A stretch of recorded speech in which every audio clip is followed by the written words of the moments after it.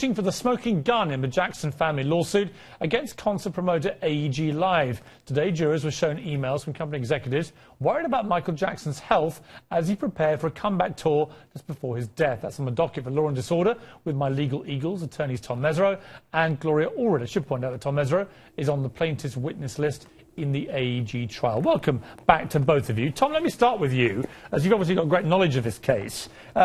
Key day today in many ways, because Paul Gongaware, the CEO of AEG, gave his deposition, I think he's still giving it, and basically refused to answer any real questions of any significance. What was going on? Well, my understanding is that Brian Panish, the lawyer for Catherine Jackson and Michael's children, who, incidentally, I recommended to Catherine as the best lawyer in the country to handle this case, he's been going over emails with Mr. Gongaware, and I'm told that Mr. Gongaware is professing not to remember exactly why he did the email or what he meant, answering very often, I don't recall, I don't recall, I don't recall. And the information I'm getting, because I'm not allowed in the courtroom because I'm a witness, is that he's not looking very truthful and looking very evasive.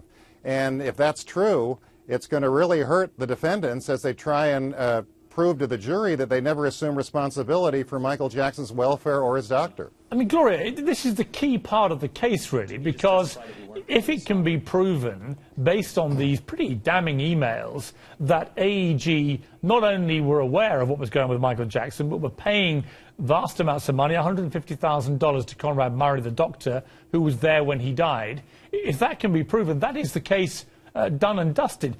Is it any defense to say you don't recall sending an email when there's a copy of the email sitting in court? Well, it's a problem, Piers, because when a witness continues to say, says over and over, I don't recall, as apparently this witness has, then it starts to give the impression of untruthfulness to the jury. And in fact, it's reported that the jury began to laugh when this witness continued to say, I don't recall. And when the jury begins to laugh at the witness, it should be a cause for concern by the defense that perhaps the jury's thinking that this witness is just